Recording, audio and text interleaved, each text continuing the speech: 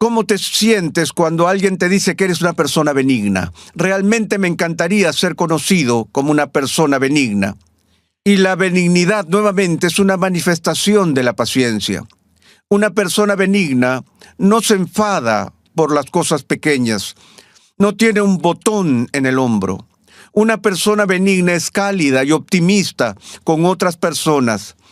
Y otra vez, nace de la paciencia, no de los cuentos color rosa. Nace del hecho de que entendemos que nosotros mismos no solo somos sujetos llamados a ejercer benignidad, sino que primero nos hemos convertido en objetos de benignidad. Piensa por un momento en la benignidad que has recibido de tu Padre y de tu Salvador.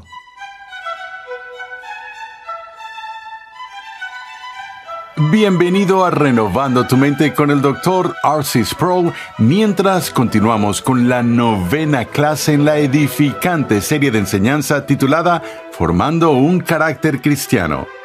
Visita nuestra página web renovandotumente.org, donde podrás solicitar gratuitamente la guía de estudio de esta serie para tu edificación personal o para usarla en grupos pequeños.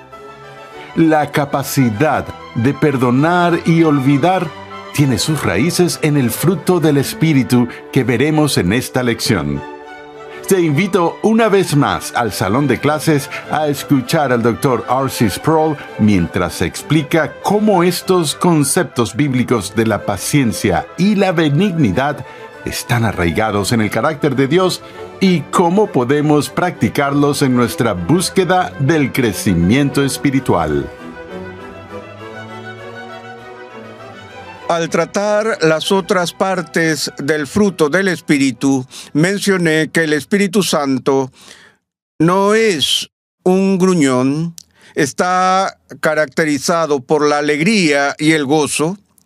Mencioné también que el Espíritu Santo no es pendenciero ni beligerante en su comportamiento hacia el mundo caído. Y ahora creo que también es seguro decir que Dios, el Espíritu Santo, no es de mecha corta. Recuerden que el énfasis que quiero dar una y otra vez es que toda virtud cristiana se basa en última instancia en el carácter de Dios. Y que la virtud cristiana y el fruto del Espíritu es simplemente nada más y nada menos que la reproducción en nosotros o la imitación por nuestra parte del carácter santo y justo de Dios. Entonces vemos en la persona de Dios el ejemplo supremo de estas virtudes. Dios mismo es descrito como paciente. Y eso es básicamente de lo que se trata el concepto más abstracto de la paciencia. Tiene que ver con la capacidad de soportar el dolor durante un periodo de tiempo. Nos impacientamos cuando experimentamos incomodidad o dolor por las cosas que se nos postergan y queremos que las cosas se aceleren porque no podemos soportar el dolor de la demora. Y ese es el vínculo entre la paciencia y la idea de la tolerancia. En el griego viene del prefijo de la palabra macro, que es grande, y luego la raíz viene de la palabra para sentimientos o pasiones. Paciencia significa sentimientos grandes. El énfasis en la paciencia, bíblicamente, es un asunto de tiempo. Y si vamos a 1 Corintios 13, vemos que esta es una característica del amor, que el amor es paciente y bondadoso. Aquí vemos de nuevo el vínculo entre la exposición del amor en 1 Corintios 13 y la lista del fruto del Espíritu en Gálatas. Esto es una expresión de amor. Mantener ese amor durante un periodo de tiempo. Este es el tipo de cosas de las que está hecha la lealtad. En otra serie de clases sobre ética señalé con gran detalle los requisitos que Dios pone delante de su pueblo, como encontramos en el profeta del Antiguo Testamento que plantea la pregunta: ¿qué demanda el Señor de ti?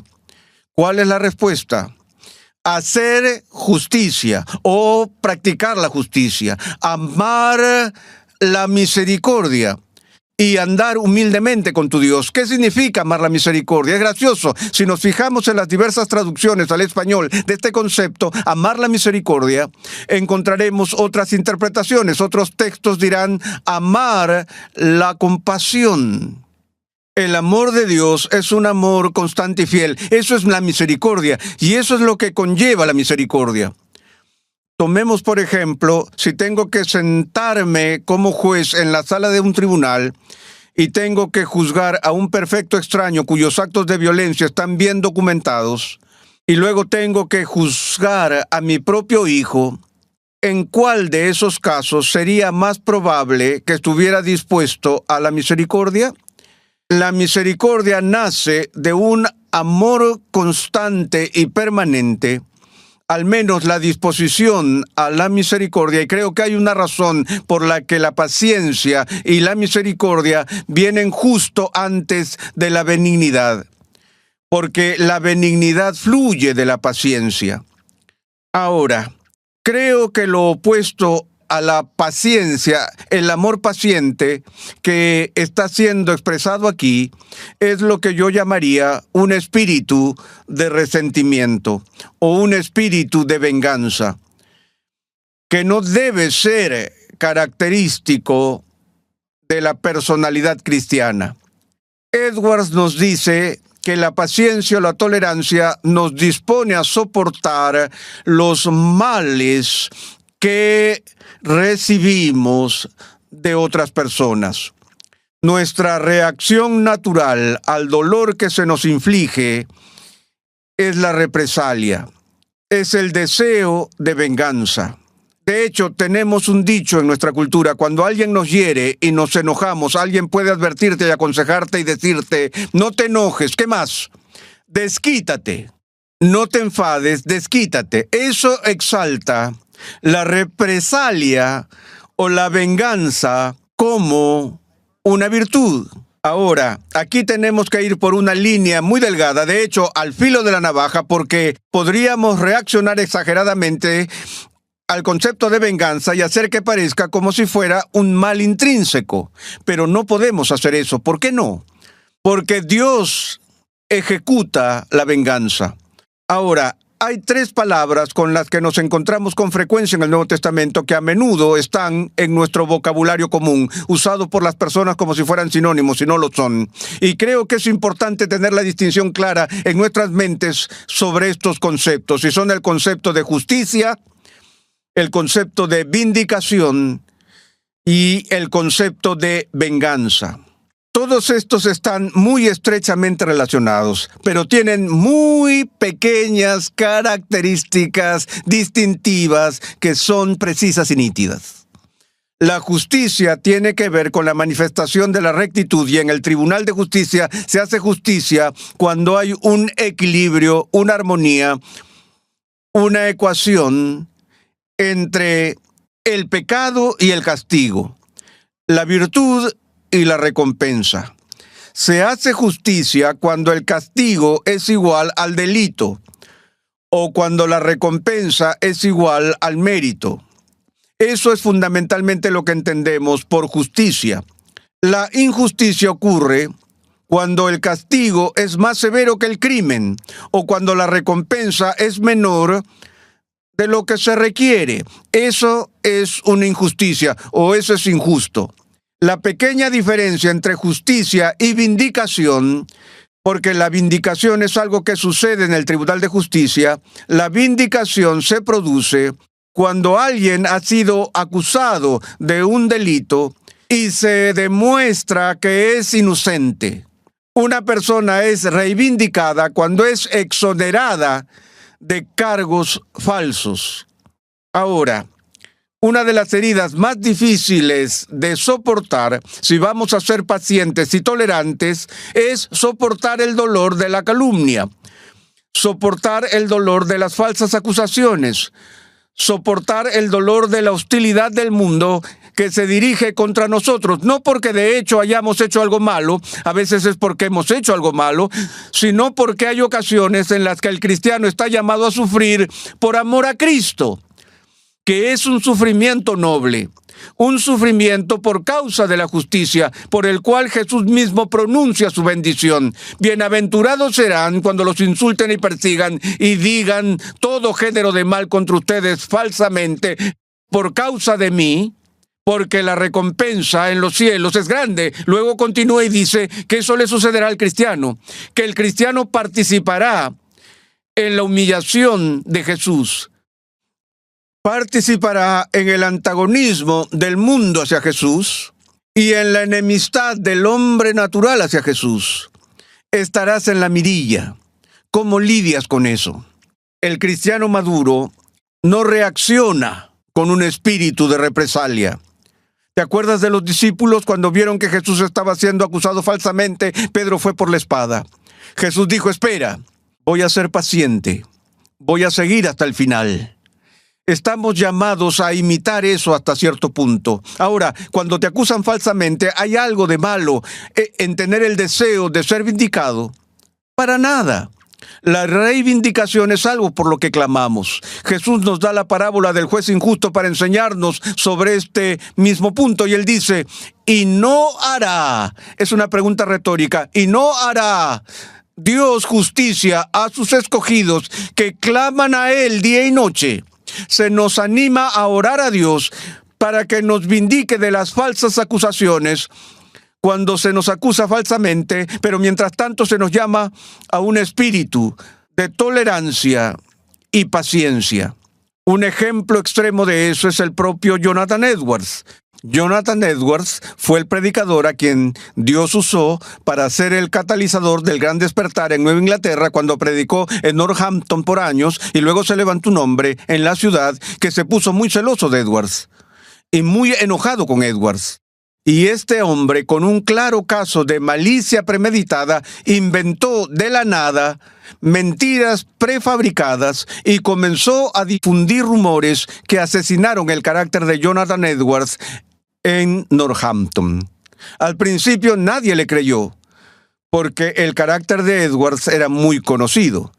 Pero a medida que la fábrica de rumores comenzó a cobrar impulso, la gente se sentía incómoda, se preguntaba si había algo de verdad allí y empezaron a preguntarle a Edwards sobre esto. Algunos de sus amigos se acercaron y preguntaron, ¿qué hay de esto, Jonathan? Él dijo, no voy a decir nada.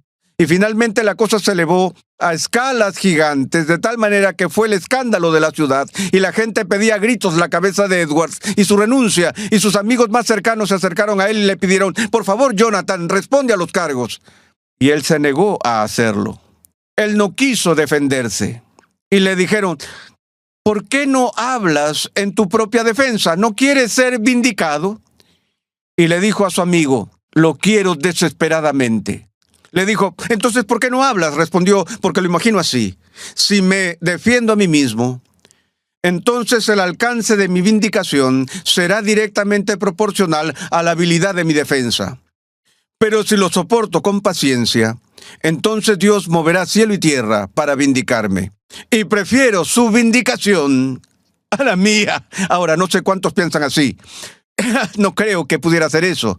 Pero Edwards lo hizo. Él realmente lo creía y lo hizo hasta las últimas consecuencias. Fue destituido de su pastorado, exiliado y desterrado. Y 7 u 8 años más tarde, el pecador estaba tan abrumado por el remordimiento que convocó a una reunión pública en Northampton y confesó públicamente toda su culpa por haber levantado esas acusaciones y cuán mal se sintió la ciudad por ello. Pero Edwards no fue vindicado en el cielo, él fue vindicado en la tierra. La mayoría de nosotros tenemos que esperar hasta que lleguemos al cielo. Pero eso es lo que significa. La vindicación es ser exonerado. Ahora, la venganza es cuando tratamos de devolver el golpe. Ahora, el cristianismo no prohíbe la justicia, ni prohíbe los tribunales, ni nada por el estilo, sino que el principio de la venganza es este. La venganza castiga al malhechor y Dios dice, la venganza es mía. A menudo eso es todo lo que la gente escucha. Escuchas a la gente decir, no puedes ser vengativo, no se te permite vengarte a ti mismo. Y eso es lo que él está diciendo, porque la venganza pertenece a Dios, pero luego en el siguiente aliento dice que yo pagaré. No te preocupes por la venganza, ya llegará. No solo te reivindicaré, sino que castigaré a los que te han acusado falsamente. No solo exoneraré a los inocentes, sino que castigaré al culpable. Pero lo haré, no lo hagas tú. Por lo tanto, Dios se lo reserva para sí y para las instituciones terrenales a las que ha asignado esa responsabilidad, es decir, los tribunales de justicia. Ahora, ¿por qué Dios no nos da el derecho a la venganza? ¿Recuerdan que dije esa pequeña expresión hace un momento? No te enojes, desquítate. Cuando yo era pagano, cuando era joven, escuché ese dicho y no me gustó desde el inicio. La primera vez que alguien me dijo, sí, no te enojes, desquítate, le dije, desquitarme. Yo practicaba deportes. Le dije, ¿quién quiere un empate? Eso no tiene sabor a nada. Llevemos esto hasta la muerte súbita. Vayamos por otra ronda. No quiero solo empatar, quiero ganar. Así que la frase para mí no era, no te enfades, desquítate, era, no te enfades, acábalo. Ahora, esa fue una expresión perfecta de la humanidad caída en mí. Exagerar. Y si se me deja la justicia a mí, mi tendencia normal y pecaminosa es castigar en exceso, reaccionar en exceso y corregir en exceso. Creo que esa es la razón principal por la que Dios se reserva la venganza para sí mismo. Pero muy arraigado en cada uno de nosotros está la capacidad de venganza despiadada. Y a medida que el fruto del Espíritu crece, entonces la capacidad de tolerancia, de paciencia, de soportar el insulto y la injuria, comienza a fortalecerse dentro de ti. Y en ese punto estás caminando en los pasos de Cristo, quien fue el modelo supremo de la paciencia. Permítanme seguir, pues veo que el tiempo avanza con la benignidad. ¡Qué palabra, qué virtud! La misma palabra, benignidad, ¿cómo llega a tu oído? ¿Cómo respondes a las personas que son benignas? Yo sé que a uno lo llaman de diversas maneras. ¿Cómo te sientes cuando alguien te dice que eres una persona benigna? Realmente me encantaría ser conocido como una persona benigna. Y la benignidad, nuevamente, es una manifestación de la paciencia. Una persona benigna no se enfada por las cosas pequeñas. No tiene un botón en el hombro. Una persona benigna es cálida y optimista con otras personas. Y otra vez, nace de la paciencia, no de los cuentos color rosa. Nace del hecho de que entendemos que nosotros mismos no solo somos sujetos llamados a ejercer benignidad, sino que primero nos hemos convertido en objetos de benignidad. Piensa por un momento en la benignidad que has recibido de tu Padre y de tu Salvador. ¿Qué dice David en el Salmo 51 cuando tiene un profundo remordimiento por su pecado? Y clama a Dios, oh Señor, borra mis transgresiones. No me trates conforme a tu justicia, sino conforme a tu, ¿qué? Compasión. Sé benigno conmigo. Es mi única esperanza. No podrías estar de pie ni un minuto en la presencia de Dios si no fuera por su benignidad. Y estamos llamados al mismo tipo de comportamiento. Ahora, rápidamente, ¿cómo luce la benignidad o qué no hace la benignidad? Una de las cosas que realmente me preocupa en el crecimiento cristiano, y no solo individualmente, sino también corporativamente, es el problema de la mezquindad. El Nuevo Testamento nos dice sobre el amor que el amor cubre una multitud de pecados. No es que permita el pecado grosero y atroz y lo deje sin control o sin disciplina. Ustedes saben que muchas veces pecamos en dos direcciones todo el tiempo. A veces somos demasiado tolerantes, a veces demasiado intolerantes. Pero hay una multitud de pecados que el amor cubre. ¿Alguna vez has estado en ambientes cristianos que eran quisquillosos y mezquinos? No puedo pensar en nada que paralice una obra cristiana más rápido que la mezquindad. el hurgar en pecados realmente menores. Sí, el pecado es pecado, pero incluso la Biblia entiende la diferencia entre esos pecados groseros y atroces que son realmente destructivos para la comunidad cristiana, que debe ser disciplinada, y las luchas normales y diarias del cristiano. Y la mezquindad es un signo de inmadurez, un signo de fruto que aún no ha llegado a madurar.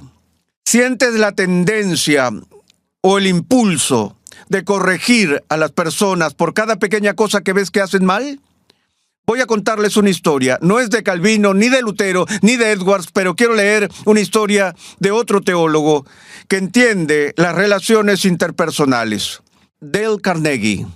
Cómo ganar amigos e influir sobre las personas. Este no es un libro particularmente cristiano, pero es una de las mejores declaraciones de virtud cristiana en práctica que he leído. Pero todo lo que Carnegie está enfatizando, por supuesto, son los beneficios prácticos de tratar a las personas correctamente. Lo entiende a nivel práctico. Permítanme leer una porción de esto que recuerdo. Cuenta la historia de que después del final de una guerra hubo un héroe de guerra en Inglaterra llamado Sir Ross Smith, él era de Australia, quien fue reconocido en un banquete hecho en su honor. Y Dale Carnegie fue invitado a asistir a este banquete hecho en honor a Sir Ross. Él dice: durante la cena, el hombre sentado a mi lado contó una historia humorística que giraba en torno a una cita, y la cita que citó fue esta: hay una divinidad que da forma a nuestros fines, que los talla a nuestro antojo. Y luego dijo que la cita era de la Biblia. Se equivocó, dijo Carnegie. Lo sabía, y lo sabía ciertamente. No podía haber la menor duda al respecto, y así, para tener un sentimiento de importancia y mostrar mi superioridad, me designé a mí mismo como un comité no solicitado e inoportuno para corregirlo. Se aferró a sus armas. ¿Qué dijiste? ¿De Shakespeare? Imposible, absurdo. Esa cita era de la Biblia, dijo el narrador, y él lo sabía.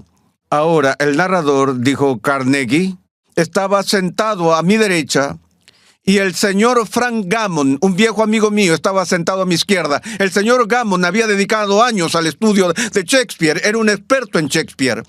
Por lo que el narrador y yo acordamos hacer la pregunta al señor Gammon como árbitro, y Gammon escuchó la cita, me pateó debajo de la mesa y luego dijo: Dale, estás equivocado. El caballero tiene razón, es de la Biblia. De camino a casa esa noche le dije al señor Gammon: Frank, ¿sabías que esa cita era de Shakespeare? Sí, por supuesto, respondió. Hamlet, acto quinto, escena 2. Pero fuimos invitados a una ocasión festiva, mi querido Dale. ¿Por qué sentiste la necesidad de demostrarle al hombre que estaba equivocado? No era la verdad de Dios lo que estaba en juego allí. En la próxima sesión veremos más aspectos del fruto del Espíritu.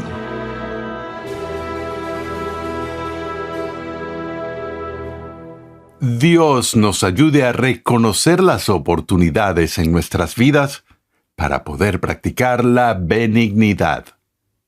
Estás en sintonía de Renovando tu Mente con el Dr. R.C. Sproul. Recuerda visitar nuestra página web renovandotumente.org, donde podrás descargar gratuitamente la guía de estudio de esta serie. Te invitamos a la Biblioteca Ligonier. Nuestros libros se centran en las grandes verdades que han sido confiadas a la Iglesia por los precursores de la Reforma. Verdades bellamente articuladas en las confesiones, catecismos y credos históricos. Los autores cuyos nombres aparecen en las portadas de nuestros libros son destacados pastores y estudiosos reformados, hombres expertos en el manejo correcto de la palabra de Dios. Para más información sobre nuestros libros, visita hoy mismo la página web bibliotecaligonier.com. En el siguiente episodio de Renovando tu Mente, R.C. Sproul continúa con el tema del fruto del Espíritu y estará analizando la bondad y la fidelidad. Dios llama a su pueblo a ser transformado por la renovación de su mente. Es por esta razón que transmitimos una enseñanza que expone las glorias de Dios reveladas en la Biblia en el contexto de la cultura, la filosofía, la apologética, la ética y la historia de la Iglesia. Renovando tu mente es una producción de los Ministerios Ligonier, la confraternidad de enseñanza fundada por el Dr. R.C. Sproul. Nuestra misión, pasión y propósito es ayudar a las personas a crecer en su conocimiento de Dios y su santidad. Nuestra programación es posible gracias al generoso apoyo en oración y financiero de cristianos alrededor del mundo. Para hacer tu donación, por favor visita nuestra página web renovandotumente.org. Suscríbete a nuestro canal en YouTube, Ministerios Ligonier, y disfruta de todo el material de enseñanza que estamos produciendo completamente gratis y en español.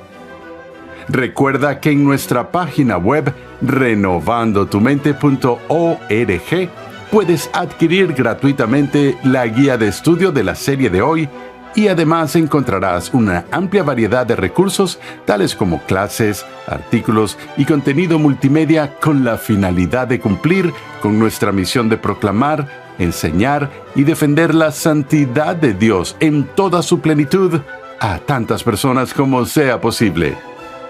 Te invitamos a escuchar nuestro siguiente episodio y a unirte a nuestra gran comunidad virtual en las redes sociales.